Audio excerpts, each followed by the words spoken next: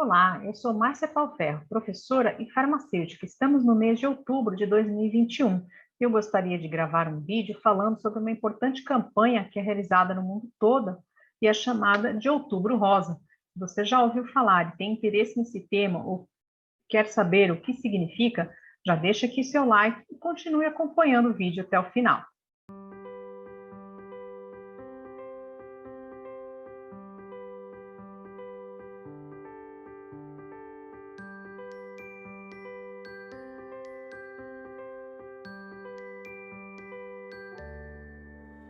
Então, vamos começar com a origem do movimento Outubro Rosa. O laço cor-de-rosa, que representa essa campanha, ele foi lançado pela Fundação Susan Coming for the Cure e passou a ser distribuído para os participantes da Corrida pela Cura. A primeira corrida ela foi realizada em Nova York em 1990 e desde então essa corrida se repete anualmente na cidade. Com o tempo, a partir de 1997, outras cidades norte-americanas começaram a seguir esse exemplo e comemorar e fomentar algumas ações voltadas para a prevenção do câncer de mama. E hoje esse movimento ele já se espalhou pelo mundo todo, dada a importância desse tema. O câncer de mama ele é o que mais acomete as mulheres do Brasil e no mundo todo.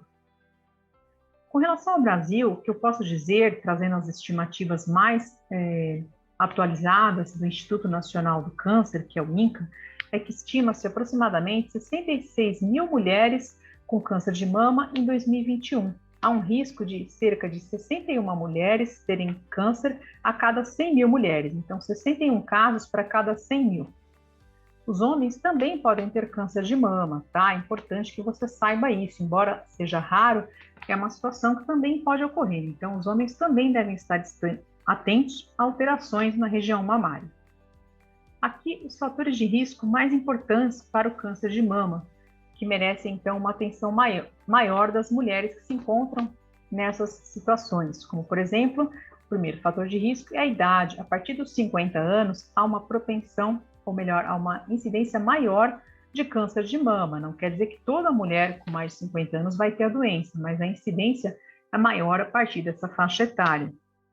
Se ela já teve algum câncer de mama, há uma grande probabilidade de uma recorrência da doença.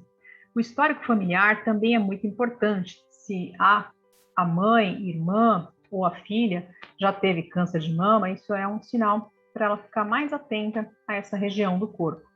Se há um histórico familiar de câncer de mama em homens, que, como eu já disse, é uma situação rara, isso pode indicar um componente hereditário que pode ser transmitido para as mulheres da família. Alterações genéticas também têm sido estudadas.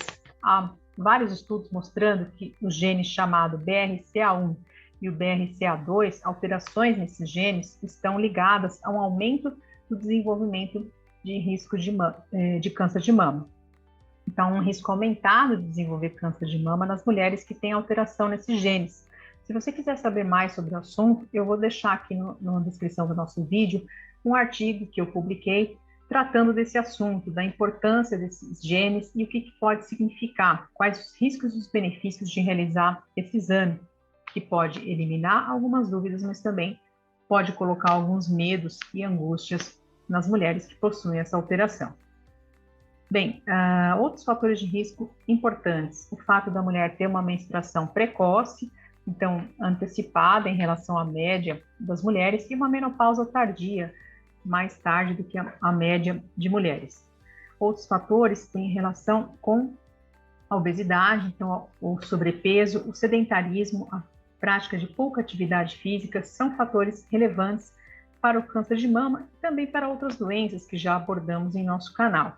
O consumo de bebida alcoólica também é um fator que pode aumentar o risco de desenvolvimento de câncer.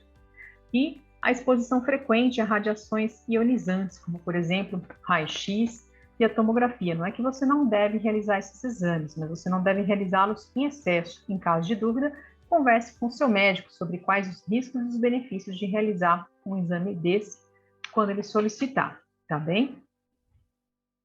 Bom, existem alguns hábitos que podem prevenir a incidência de câncer, então é importante que você conheça esses hábitos e se você não os pratica, comece a mudar o seu comportamento, seus hábitos de vida a partir de agora. Evitar o excesso de gorduras e açúcares pode ser importante também para reduzir a incidência de câncer. Dar preferência para os alimentos caseiros ao invés de alimentos industrializados. Evitar também os alimentos altamente processados, como os embutidos, salsichas, mortadelas e os alimentos enlatados. Eles possuem vários conservantes, várias substâncias que podem induzir um risco aumentado de câncer. Também é importante que você consuma mais frutas e verduras frescas. Isso também tem um fator de proteção e prevenção para o câncer.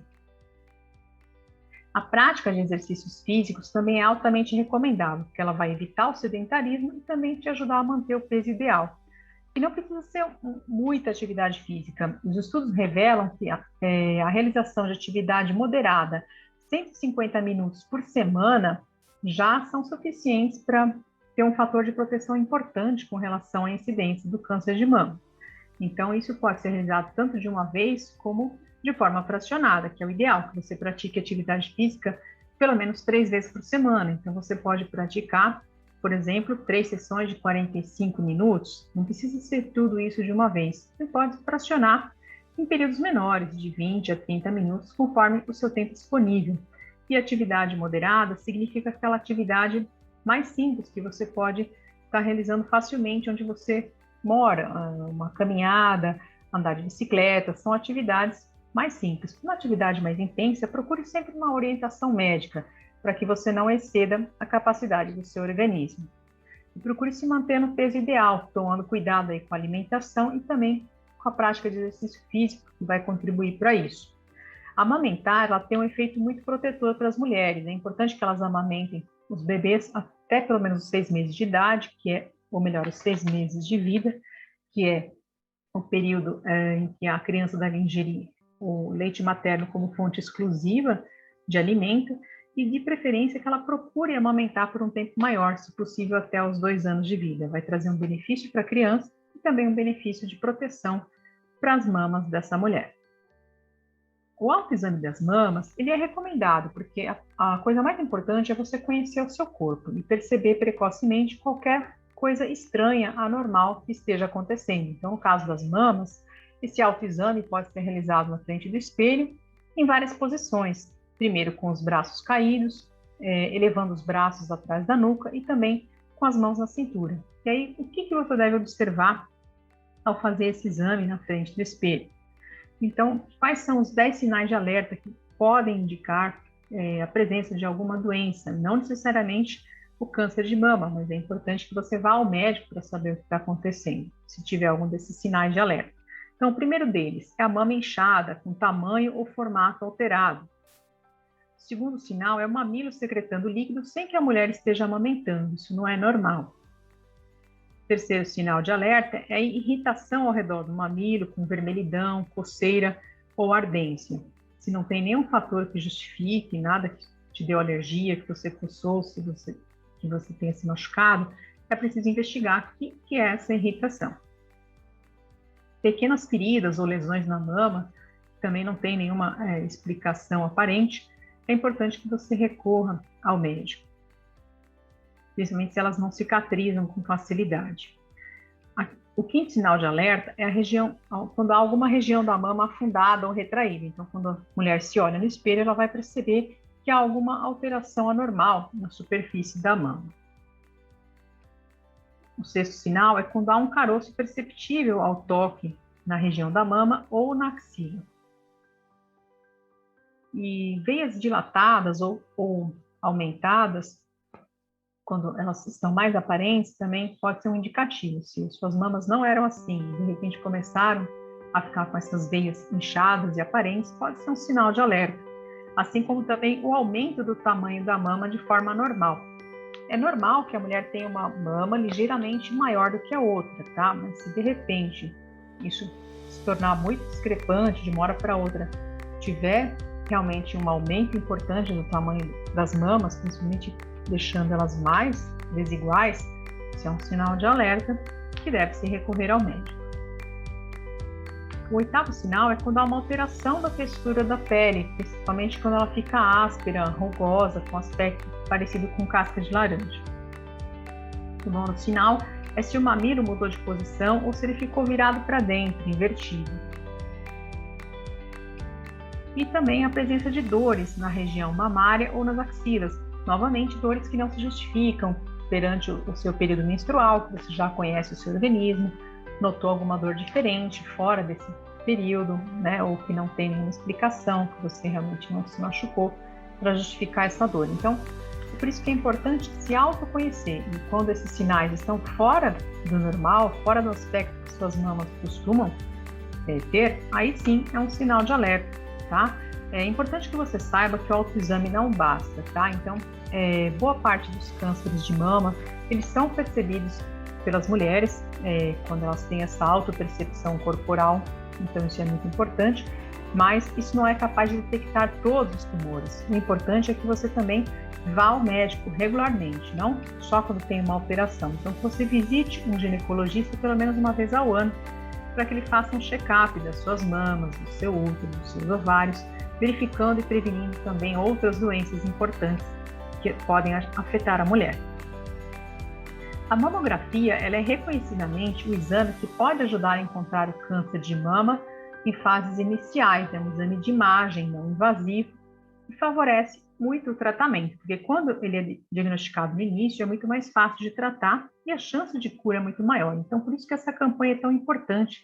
Se é uma das doenças, um dos tipos de cânceres que mais mata mulheres no mundo, nada melhor do que a gente procurar prevenir isso. A mamografia de rastreamento é a principal forma de diagnóstico precoce dessa doença. E isso já está comprovado em vários estudos ao redor do mundo. Quando a gente vai procurar na literatura científica, na literatura atualizada, a gente percebe algumas discrepâncias. É importante que eu traga para você essas informações, para que você discuta com o seu médico e possa tomar a melhor decisão para o seu caso em particular. A recomendação do Ministério da Saúde é que esse exame seja realizado por todas as mulheres a partir dos 50 anos. Mas existe uma lei federal de 2008, que é a Lei 11.664, que já permite, dá o direito da mulher realizar esse exame a partir dos 40 anos. E a Sociedade Brasileira de Mastologia, assim como outras sociedades médicas, elas endossam essa recomendação, que as mulheres já procurem fazer esse exame a partir dos 40 anos. Porque quanto mais precocemente a gente diagnosticar, melhor. Embora a incidência do câncer de mama seja menor nas mulheres nessa faixa etária, ela ainda é relativamente alta. E quanto mais jovem, geralmente os cânceres costumam ser mais agressivos. Então é importante a gente fazer essa prevenção o mais cedo possível. Em caso de dúvida, converse com o seu médico, mas é importante você saber que você tem esse direito de fazer o exame a partir dos 40 anos, tá? Seja pelo SUS ou seja pelo seu convênio médico. Essa é uma lei federal, então é um direito adquirido, tá? E é recomendado pelas sociedades médicas, né? Acho que isso é muito importante, né? As sociedades se baseiam nos estudos científicos mais atualizados existentes no mundo. E quem tem risco aumentado, que tem algum daqueles fatores de risco que eu já mencionei, essas mulheres elas precisam fazer esse exame mais cedo ainda.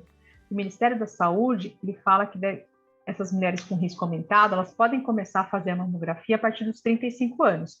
De novo, aqui há uma divergência. As sociedades médicas, a Sociedade Brasileira de Mastologia, recomenda que as mulheres com a presença de histórico familiar, de fatores genéticos, já façam esse exame a partir dos 30 anos, pelo menos um exame para verificar a situação inicial, já com 30 anos. Vocês já podem ter ouvido falar também da ultrassonografia. Ela não substitui a mamografia, mas ela é um outro tipo de exame de imagem, portanto, um exame também não invasivo e que pode ser importante. Nós temos aqui, de novo, uma lei que assegura à mulher o direito de realizar esse exame, a Lei 13.980, de 2020. Ele pode ser realizado de forma complementar à mamografia, então pode ser que o médico peça para você a mamografia e também o ultrassom, principalmente para as mulheres da faixa etária entre 40 a 49 anos, ou que tem uma alta densidade mamária que dificulta a visualização pela mamografia e exige esse exame complementar. Então, a ultrassonografia das mamas, de acordo com os estudos mais recentes, ele se revela um exame útil para analisar algumas alterações que são sentidas pela mulher, às vezes de forma dolorosa, um caroço palpável, mas que não são visualizadas na mamografia, ou para aquelas mulheres que têm o tecido mamário denso. Então, é um tecido de maior dificuldade de visualização pela mamografia, e esse exame permite visualizar melhor se há alguma alteração do tecido. Então, o tecido mamário denso não é uma doença, é um tipo de tecido que tem uma densidade maior e que dificulta a visualização pelo exame, e por isso se pede um exame diferente para complementar. Isso não quer dizer que a mulher tem menos saúde do que aquelas que têm as mamas menos densas, tá? Mas é um cuidado maior que essa mulher vai exigir do seu ginecologista. Então, esse exame ele permite observar essas alterações que talvez não tenham sido vistas na mamografia. Então, realizando os dois exames, você torna essa prevenção mais completa e mais segura. E ele pode ser usado também para diferenciar entre um cisto e uma massa sólida. Geralmente, os cistos eles são de líquidos, né? Então, são caroços que a mulher pode, às vezes, sentir ou ser visualizados na mamografia, mas geralmente eles são benignos, ao passo que as massas sólidas já exigem depois um outro exame complementar, um exame invasivo, que é um exame de biópsia para retirada de uma porção desse tecido e avaliar se ele é maligno ou benigno.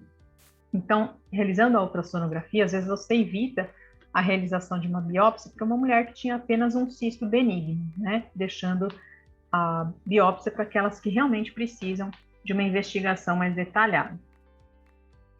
Então, aqui uma nota de esclarecimento para você entender melhor como que é essa polêmica, né? Então, assim, a questão da mamografia, né? Então, a Sociedade Brasileira de Mastologia, o Colégio Brasileiro de Radiologia e a Federação Brasileira de Ginecologia e Obstetrícia, em julho de 2020, eles emitiram a seguinte nota de esclarecimento. Elas reforçaram que a mamografia, com base na literatura científica atual, ela é o único exame que, quando realizado de maneira sistemática a partir dos 40 anos, mesmo nas mulheres assintomáticas, que não tem nenhuma daquelas alterações perceptíveis através do autoexame de mama, aqueles 10 sinais que eu falei para você, comprovadamente, a realização desse exame nessas mulheres, ela leva a uma redução da mortalidade pelo câncer de mama, que, como eu já disse, as mulheres mais jovens, elas também são aquelas que, se tiverem câncer, vai ser um câncer mais agressivo.